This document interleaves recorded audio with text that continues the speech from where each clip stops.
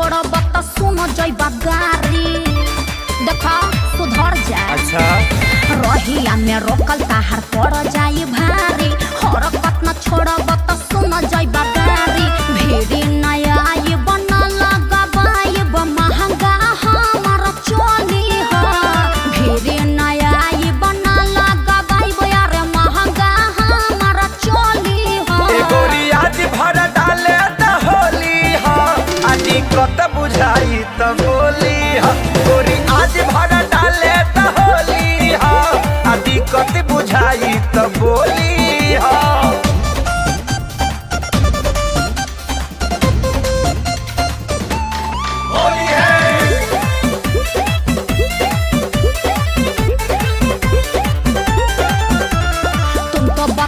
जो नहीं पहले थे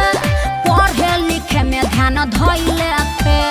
होली में इतना बदल जाओगे तुमसे उम्मीद नहीं कोइले थे पढ़ेला ई सब ना करेला का चुप रहा। अरे होली में जतरा बनाना हो रंगवाया बीर वाला गाना हो मौका के फायदा उठाना हो होली मिलन करवाना हो हवा बेलूरा पदे बबूरा संगे में लफुअन के टोली हो हवा बेलूरा पदे बबूरा संगे में लफुअन के टोली हो गोरी आज भर डाले त होली हो आदि कत बुझाई त बोली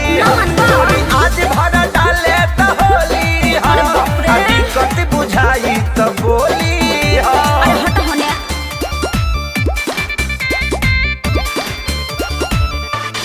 होली है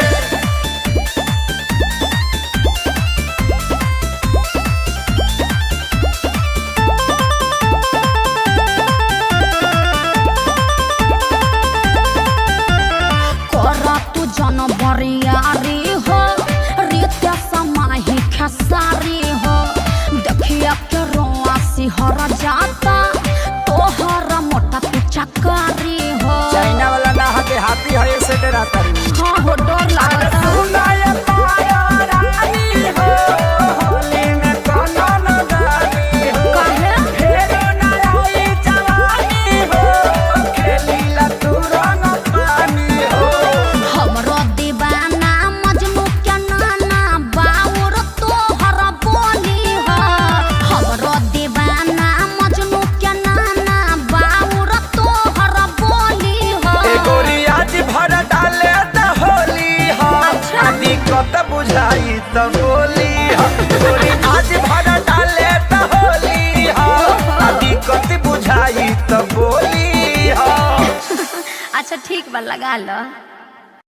आज भर डाले त होली हो